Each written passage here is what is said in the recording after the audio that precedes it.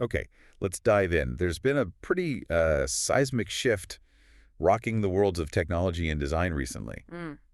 Imagine the designer behind products that, probably live in your pocket or on your desk, right? The iMac, the iPod, the iPhone, Yeah, the icon. joining forces officially with one of the absolute powerhouses in artificial intelligence. That's right. We're talking about Sir Jony Ive, Apple's legendary former chief design officer, and OpenAI. Mhm. The big news that dropped recently is OpenAI's acquisition of Ive's hardware company, IO. And this isn't just like a handshake deal, it's a massive integration. Yeah, This acquisition stands as OpenAI's largest to date. it really is. So we're going to unpack the details of this significant move. We'll explore what it truly signifies for the future of AI hardware and, well, how it fundamentally shakes up the competitive landscape. Especially for a certain company based in Cupertino, right? Exactly. We've pulled together what we know to really understand the timing, why this collaboration is happening now, and maybe get a sense of what potential new devices could emerge from this fusion of leading AI and iconic design. Yeah, try to piece it together. And before we get deeper into the details, just a quick word from our sponsor. This deep dive is sponsored by Stonefly. Mm-hmm. They're leaders in enterprise storage, backup and disaster recovery, AI storage, and cloud solutions. So if you're navigating the complex world of enterprise data and need secure, ransomware-proof storage for your business, well, Stonefly sells air-gapped and immutable storage solutions designed for exactly that. Really important stuff these days. Totally. You can learn more or schedule a demo by contacting sales@stonefly.com. Okay. All right, so let's get into the core of the story, the headline event, OpenAI's acquisition of Jony Ive's hardware startup, IO. And the scale of this deal is certainly attention-grabbing. We're seeing reports that value it at approximately $6.5 billion. Wow, $6.5 billion. Yeah, and the breakdown's interesting, too. It's an all-stock deal made up of roughly $5 billion in new equity issued by OpenAI, plus, get this, an existing $1.5 billion investment or stake that OpenAI already held in IO. Ah, okay, so this wasn't completely out of the blue. There was an existing relationship there. Exactly. That shows they were already, pretty invested, literally. Absolutely. And this isn't something way off in the distance, right? The announcement was made around May 22nd, 2025. Recently. And they expect it to close pretty quickly, sometime this summer, assuming, regulatory approvals go through. Standard procedure for a deal this size. Right. Now, to really appreciate the potential impact here, it helps to look at the key figures involved. On one side, you have Jony Ive. I mean, his time at Apple, it's just legendary. Truly. As their chief design officer, he was the creative force behind products that didn't just sell well, they changed industries, changed culture. The iMac, the iPod. Redefine music, yeah. The iPhone, which redefined mobile computing entirely. The iPad, Apple Watch. Even the architecture of Apple Park. He left Apple back in 2019 to start his own design firm, LoveFrom. And on the other side is IO, the company OpenAI is actually bringing into the fold. Right. I've co-founded IO just last year, September 2023, and he did it alongside some really experienced former Apple colleagues. We're talking Scott Cannon, Evans Hankey, Tang Tan. Big names from Apple's design and engineering past. Exactly. And their stated initial focus was, well, pretty ambitious. Exploring how AGI, artificial general intelligence, could genuinely take physical form in consumer devices. So pushing interactions way beyond just screens and keyboards. That was the idea from the start. And with this acquisition, it's not just a name or a concept OpenAI is getting. They're integrating some serious talent. How many people were we talking about? About 55 professionals from IO. And this team includes, hardware engineers, software developers, product design experts, manufacturing specialists, the whole package. Okay, so that signals a very clear intent to actually build physical products, not just, play around with design concepts. Definitely. This is about making things. So how does Jony Ive himself fit into this picture post-acquisition? Is he like an OpenAI employee now? It's a bit more nuanced than that, which, makes sense for someone of his stature. He won't be an OpenAI employee in the traditional sense. Okay. Instead, he's expected to take on extensive design and creative oversight, and that spans across both OpenAI's existing efforts and the newly integrated IO team. So kind of a guiding force. Exactly. And his primary design firm, LoveFrom, that stays independent. But it will become a significant client of OpenAI and enter into a formal creative partnership. Ah, okay. So it's a way to leverage his genius without fully embedding him in the day-to-day org chart. Precisely. Keeps things flexible but deeply connected. That structure makes a lot of sense, especially when you consider what we've heard, that OpenAI CEO Sam Altman and Jony Ive weren't exactly strangers before this. Not at all. They reportedly been, quote, quietly collaborating even before IO was founded, going back to 2023. So this has been brewing for a while. Seems like it. Yeah. That initial collaboration apparently involved brainstorming device ideas. We've seen mentions of discussions around potential concepts like advanced headphones, maybe devices with cameras, things like that. Interesting. And what's really significant is that I've reportedly founded IO specifically for the purpose of developing, engineering, and manufacturing a, quote, new family of products born from those very early conversations with Altman. Wow.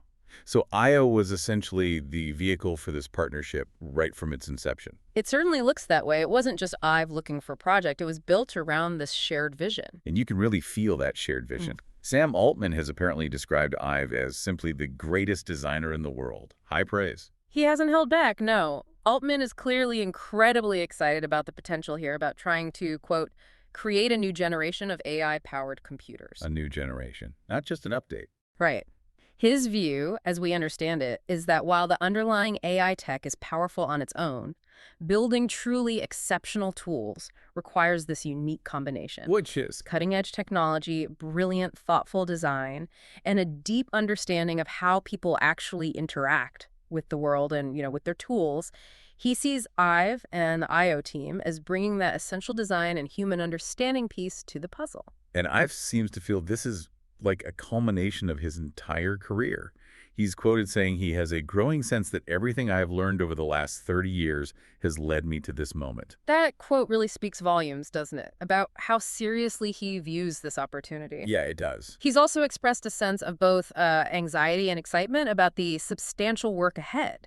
He acknowledges the difficulty, but balances it with admiration for what he calls the rare inspiration provided by the shared values and vision he's found with OpenAI and IO teams. So it feels like a really natural, maybe inevitable next step for him. It certainly seems that way, a project that aligns perfectly with where his interests have been heading. Okay, so you're bringing together arguably the world's leading generative AI company with one of the most influential designers and hardware teams on the planet. What specifically might this new class of AI products actually look like? What can we potentially expect? Well, the overarching goal seems really clear. To move AI capabilities beyond the purely digital interfaces we use today, phones, laptop screens, and bring them into the physical world in entirely new ways. Right. This acquisition is being seen as OpenAI's most concrete strategic move yet to establish a real hardware presence, to design devices purpose-built to utilize advanced general-purpose AI models. And Sam Altman has even floated this concept of a third device. What's that about? Right. The idea seems to be creating AI companions, devices that could be much more aware of a user's physical surroundings, their life context. So? Maybe small enough to carry in your pocket, or perhaps designed to sit on your desk, effectively serving as a core device that lives alongside your existing products, like a MacBook or an iPhone, rather than trying to replace them outright. Interesting. So the focus is explicitly on moving beyond screens. Is that the core concept? Exactly. That phrase keeps coming up. The project is centered around developing a device specifically intended to, quote, move consumers beyond screens for many kinds of interactions. Okay. Now, specific product details are still very much under wraps, obviously, but we've heard mentions of concepts they've reportedly discussed, like those advanced headphones we mentioned, or devices that incorporate cameras to, perceive the environment. To see what you're seeing, perhaps. Potentially. The core driver is creating a more natural and intuitive user experience for interacting with AI, reducing our reliance on constantly looking down at and tapping on glass screens. It definitely sounds like they're aiming for something truly novel, not just, say, an AI-powered smartphone version 2.0. That's absolutely the ambition. Altman and Ive have reportedly suggested their first product won't simply be an updated version of a smartphone or a laptop. The goal is an entirely new computing form factor. Wow. Designed from the ground up to maximize the unique potential of AI in a physical device. Ive has even commented on a sense of user fatigue with current devices. Which I think many people feel. Right. And a public appetite for something new, suggesting the market might actually be ready for this kind of disruption. And that definitely aligns with reports that Ive hasn't been particularly impressed with some of the initial AI hardware attempts we've seen floating around. It does, yeah. It's been noted that Ive has reportedly referred to early AI devices like the Humane A Pin as very poor products, Ouch. which suggests he'll be setting an extremely high bar for design quality, usability, and the overall user experience for whatever this collaboration produces. No pressure then. Oh. Is there any kind of time frame for when we might actually see the first product emerge from this? Based on what's been shared publicly, the first device resulting from this OpenAI IO partnership is currently projected to launch sometime in 2026. 2026. Okay, so not immediate, but not decades away either. Right. Relatively near term for developing a whole new product category. And there was even that fascinating report, wasn't there, that the conceptual thinking behind the device drew some inspiration from the movie Her. Yeah, the 2013 Spike Jonze film, that's a really telling detail, I think. How so? Well, it strongly hints at the kind of ambient, highly personal, context-aware interaction they might be envisioning. An AI that feels like a true companion, integrated seamlessly into your life, not just a tool you consciously access via an app or a screen. More like a presence than a product. Potentially, yeah, something much more integrated. So zooming out a bit, looking at the bigger picture, what are the broader implications of this huge move? And realistically, what kind of challenges might they face trying to bring this ambitious vision to life? Well, for OpenAI, this acquisition is clearly their most direct and significant step yet towards building a tangible hardware presence. They've dabbled before, right? They have. They've made smaller investments in areas like robotics, hired some hardware leads. But this is different. This is a major commitment. It signals their intent to control the end-to-end user experience all the way from the AI models down to the physical device in your hand. And that immediately puts them into a different kind of competition, doesn't it? With the established tech giants. Oh, absolutely. By integrating hardware design with their leading AI capabilities, OpenAI is positioning itself as a direct challenge to players like Apple and Google. How so, specifically? Well, it's seen as a potential move to challenge Apple's famously sticky hardware and software ecosystem dominance, break into that walled garden. And perhaps it also challenges Google's model, which is primarily providing AI as a service that runs on other companies' devices. OpenAI wants to own the whole stack. Speaking of Apple, how are they likely reacting to their former star designer joining forces with a major AI competitor? Well, reports indicate that Apple might be feeling some significant pressure right now. Their stock saw a notable decline earlier in 2025. Right, I remember that. And they've faced some, let's say, challenges with their own Apple Intelligence initiatives. There have been delays on some promised features, reports of inaccuracies or limitations. And wasn't there a lawsuit? There was a lawsuit filed alleging false advertising regarding the timeline for some of those AI capabilities. So there's this perception among some analysts and commentators that Apple has been slower to fully integrate advanced generative AI compared to, say, OpenAI or Google. And Ive leaving, then joining OpenAI's hardware push. Yeah. That can't help that perception. Exactly. That move, coupled with the immediate dip in Apple shares right after the acquisition news broke, could certainly amplify those concerns about Apple potentially falling behind in this next wave. It really sounds like everyone is seeing massive potential for growth, specifically in AI hardware. That seems to be the consensus reflected in the discussions around this deal, yeah. The AI hardware market is widely expected to grow significantly in the coming years. Everyone wants a piece of it. But launching entirely new hardware, especially something as ambitious and different as what they seem to be hinting at, that's incredibly difficult. What are some of the big hurdles this venture might encounter? Oh, there are many. Developing cutting-edge AI hardware presents numerous technical challenges. Just think about things like energy efficiency. Especially for something portable. Exactly. How do you get enough processing power without the battery dying in an hour? Then there's managing the heat generated, minimizing latency so the AI interaction feels seamless and real-time. These are major engineering feats. And OpenAI's AI currently runs mostly in the cloud, right? Microsoft servers. That's another key point. Their current AI relies heavily on cloud processing, specifically on Microsoft Azure infrastructure. Designing a physical device that offers a truly ambient, responsive experience while potentially being dependent on cloud connectivity that introduces a whole layer of complexity and potential failure points. What happens if you lose connection? Good question. And history isn't exactly littered with successful launches of completely new AI hardware categories, is it? No, it's not. That's a crucial point. The risk of failure is inherent here. We've seen other highly anticipated AI hardware products like the Humane AI pin or the Rabbit R1. Yeah, they got a lot of buzz initially. A ton of buzz, but then they faced significant challenges and a lot of skepticism when they actually launched. Delivering on the promise is hard. And OpenAI itself isn't operating in some kind of perfect bubble either. Definitely not. They are navigating their own set of pretty significant challenges. Ongoing regulatory scrutiny, potential lawsuits about the data used to train their models. The copyright stuff. Right. And broader public trust issues related to AI ethics and safety. Any of these external factors could potentially impact product development timelines or market acceptance when something finally does launch. And beyond the hardware itself, the broader challenges of just AI development and deployment still apply, no matter how cool the device looks. Absolutely. Even with brilliant design from Ive and cutting-edge tech from OpenAI, this venture, like any major AI project, will need to grapple with incredibly complex issues. Like what? Well, the ethical implications of an always-on, always-listening AI companion. How do you mitigate potential biases in the models or the data they're trained on? How do you ensure robust data privacy and security for deeply personal user interactions? Big questions. Huge.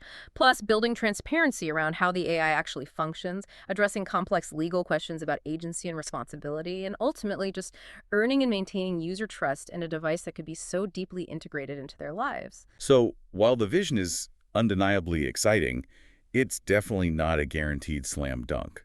And looking around, some of the perspectives we've seen express some pretty notable skepticism about this whole deal. Oh, for sure. There's certainly a contingent of critical viewpoints out there. Some have questioned the $6.5 billion valuation itself. Seems high for a small team. Well, that's the argument. Especially for a company of only 55 people that, publicly at least, hasn't actually shipped a completed product yet. There are comments suggesting the valuation might be inflated or maybe driven more by stock maneuvers and strategic positioning than by, proven product value at this stage. And some of the skepticism is directed not just at the deal, but at Jony Ive's design philosophy itself. Yes, there's that perspective too. While nobody doubts Ive is a design genius, there's an argument that his best work often happened when he had a strong counterweight. Like Steve Jobs, perhaps. That's the common example given. Someone who could balance his intense focus on aesthetic perfection with practical usability constraints, manufacturing realities, market needs. And the critics point to things like, Well, you hear examples like the controversial butterfly keyboard design on MacBooks. Or maybe the initial, very expensive, solid gold Apple Watch. Cases where some felt pure design ideals might have sometimes overshadowed practicality or broader market appeal. the lack of concrete product details seems to be fueling some of that skepticism as well, right? This feeling of vagueness. It absolutely does. That secrecy, while maybe necessary competitively, has led to concerns about the announcement feeling. Well, a bit vague. Some have described the concept as bordering on vaporware because we don't have specific product specs yet, even though they talk about prototypes. And people are inevitably comparing it To the recent, somewhat disappointing launches of other hyped AI hardware devices, like the Humane AI pin and the Rabbit R1, they promise a revolution but face real challenges delivering a compelling, reliable user experience. So there's a show me, don't just tell me attitude. There's also that really fundamental question being raised. Do people actually want another device to carry around and charge? That's a huge point being debated, a really significant one. Some argue that the market might not have a real need or desire for yet another gadget. We already have so many. Exactly. Another thing to carry, manage, keep charged. This perspective suggests that maybe the more viable and more widely adopted future for advanced AI interaction is simply deeper integration of powerful AI capabilities into the smartphones people already own and use constantly. Just make the phone smarter, basically. That's the alternative view, yeah. Why reinvent the wheel if you can just upgrade the engine? And just quickly, we've also seen some speculation suggesting the timing of this big announcement wasn't entirely accidental. Yes, there's a view circulating that the announcement might be primarily a form of signaling. Signaling what? Maybe intended to generate buzz and excitement to attract further investment or top talent to OpenAI and I/O. Or perhaps, more cynically, strategically timed to try and steal some thunder or overshadow potential announcements from competitors. Like timing it around big tech events. Potentially, yeah. Thinking about things like Google I/O or Apple's own WWDC conference. A way to grab headlines right when rivals might be making their own moves. Okay, so we've navigated through the details of this massive acquisition, the grand vision for new AI hardware, the potential market impact, and also the very real challenges and skepticism surrounding it all. How does all of this connect back to you, the person listening right now? Why should this potentially matter in your life? That's the key question, isn't it? Because if this ambitious collaboration between OpenAI and Jony Ive's team is actually successful, it could fundamentally change the way you interact with technology every single day. We're really talking about a potential future where your primary connection to AI isn't necessarily confined to looking down at a screen anymore. Exactly. Think about the possibilities here. A completely new kind of device designed by a legendary figure known for making technology intuitive, personal, beautiful, powered by some of the most advanced AI on the planet. How could a device designed specifically to maybe reduce your screen time, to understand your context, to act as a kind of seamless AI companion, how could that reshape your relationship with technology, your daily routines, your focus?